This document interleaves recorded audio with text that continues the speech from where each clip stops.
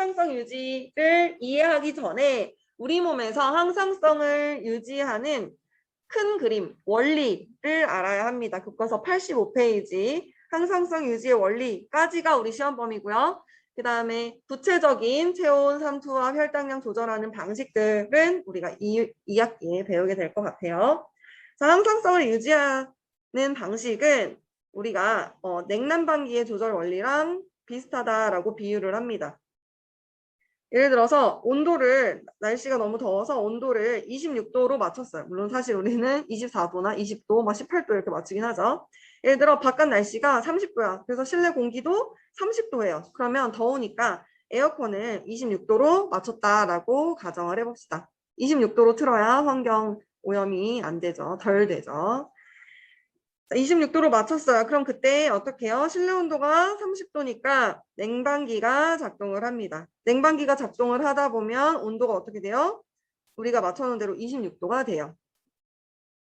그 다음 냉방기의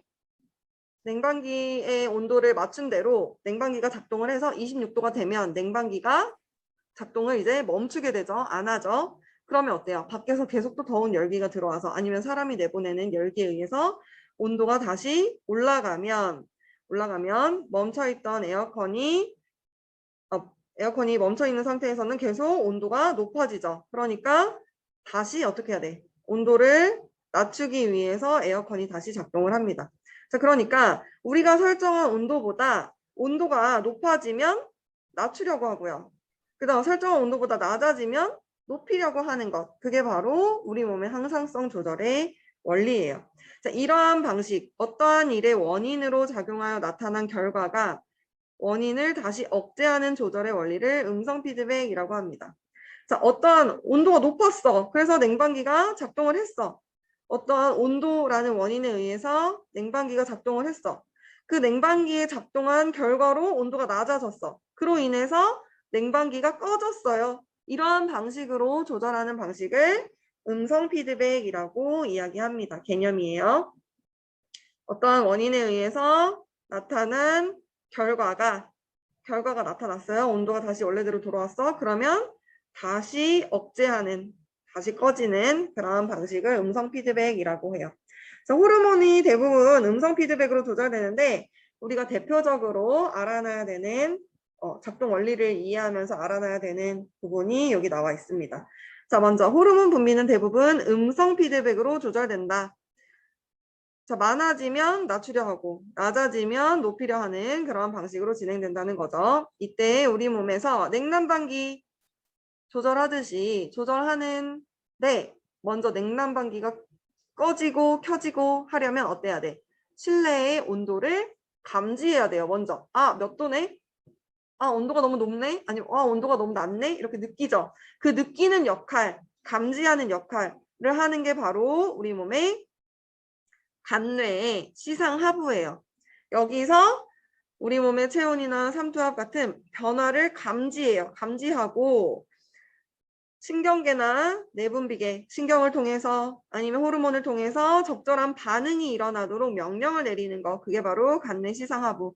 마치 무슨 역할? 우리 몸의 센서 역할을 한다라고 생각을 하면 되겠습니다. 그렇게 해서 센서 감지를 하고 적절하게 명령을 내려서 우리 몸의 상태를 일정하게 유지합니다. 자, 어떻게 유지를 하느냐? 자, 간뇌 시상 하부에서 먼저 감지를 했어요. 우리 몸에 체온이 너무 낮은데? 이렇게 느껴. 그러면 이 시상 하부가 쫄병 밑에 있는 뭐라 할까? 쪼수를 시켜가지고 쪼수를 시켜요. 뇌하수체 전엽을 자극을 합니다. 야, 지금 우리 몸 온도 낮잖아 라고 뇌하수체 전엽을 흔들어 깨우는 거예요.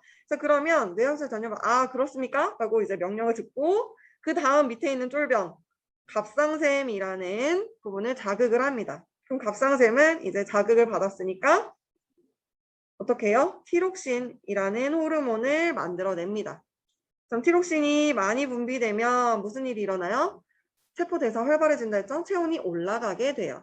그런데 체온이 한도 끝도 없이 막 37, 38 쭉쭉 올라가면 안 되죠. 그래서 어느 정도 일정량 티록신이 분비가 됐다 하면 이 티록신의 양을 시상하부나 뇌하수체 전엽이 감지해서 이 작용 그만해야겠다라고 하면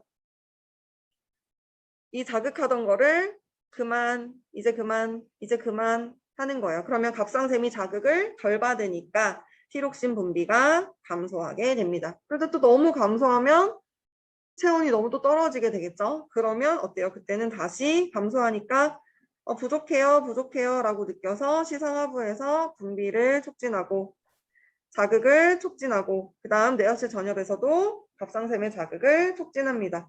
촉진, 촉진 하다 보면 어떻게 돼요? 갑상샘이 또 자극을 받아서 티록신 분비가 다시 증가하게 되는 거죠. 자, 마치 이것과 같아요. 그 군대에 보면 병장이 있고 그 다음에 뭐였지? 상병이 있고 그 다음에 뭐였죠? 일병 있고 이병이 있어요. 자, 그러면 시상하부가 병장이야. 뇌하체 전엽이 상병이야. 갑상샘이 일병이야. 티록신이 이병이에요. 자, 그러면 예를 들어서 선생님 비유로 말을 하는 거야. 자, 병장이 예를 들어서 이병이 이등병이 막 분기가 빠져 있어. 막 해이해져 있어. 그럼 어떻게? 병장이 이병을 바로 쪼지 않아요. 어떻게 쪼냐면 병장은 바로 밑에 상병을 쫌니다. 야야 똑바로 해. 애들 군기 잡아. 이러면 이제 상병이 그 밑에 일병 야 똑바로 안 해? 너 밑에 관리 안 해? 뭐 이렇게 해가지고 이제 쪼는 거야. 그러면 일병이 이제 이병을 쫌니다. 자, 야 너 똑바로 해. 이러면은 이제 이병이 군기가 바짝 들어서 똑바로 하겠죠. 자, 그러면 이때 이병이 제대로 된 그 똑바로 하는 자기 할 일 잘하는 그 모습을 보고 병장이 이제 이제 그만 쪼아도 되겠다라고 해서 그만 쪼는 거예요. 그만 쪼아요. 그만 쪼니까 이제 이등병이 조금 해이해졌어. 그럼 어때? 이등병이 또 똑바로 못하네 라는 거를 누가 봐? 병장이 보고 또는 상병이 보고 그 밑에를 또 다시 쪼기 시작하는 거죠. 그러면 어떻게 다시 이등병이 또 다시 잘하고 막 이런 식으로 조절을 하는 거예요. 자, 위에서 못하는 걸 보고 부족한 걸 보고 티록신 부족한 걸 보고 체온이 낮은 걸 보고 어떻게 밑에 사람들을 쪼으면 그 밑에가 작용을 해서 우리 몸을 다시 원래대로 만들고 밑에가 다시 작용해서 우리 몸을 원래대로 만들면 또 이제 그만하고 그만 쪼고 이런 방식으로 진행이 되는 겁니다. 이런 방식이 음성 피드백. 자, 이런데 이때 군대에서는 말로 이렇게 갈구겠죠. 그런데 우리 몸에서는 우리 몸은 말을 못 하잖아요. 그죠? 말을 못 하니까 말로 하는 것이 아니라 뭐라 했어요? 신호 전달하는 방식, 신경과 호르몬이에요. 자, 근데 여기서는 우리가 호르몬을 배웁니다. 자, 시상하부에서 뇌하체 전엽을 자극할 때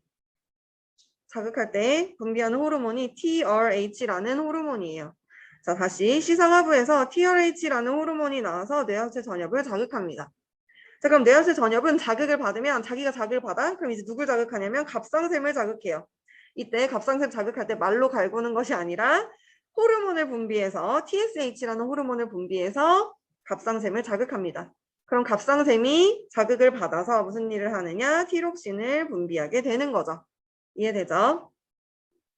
자, 그리고 티록신이 너무 많아졌다 하면 그걸 누가 감지한다? 시상하부나 뇌하체에서 감지해서 티록신에 의해서 뇌하체나 시상하부가 이제 그만 자극해야겠다라고 하면 갑상샘에서도 티록신 분비를 안 하게 되는 거고 티록신 분비가 너무 부족하다라고 하면 어떻게 해요? 또 뇌하체 전엽이나 시상하부에서 부족하네? 많이 분비해라 라고 밑에다가 또 명령을 내리는 거예요. 그러면 티록신 분비가 또 다시 증가하고 하면서 많을 때 감소시키고 적어서 다시 늘리고 하는 방식으로 원인에 의한 결과가 또다시 원인에 영향을 끼치는 그런 방식 음성 피드백이에요.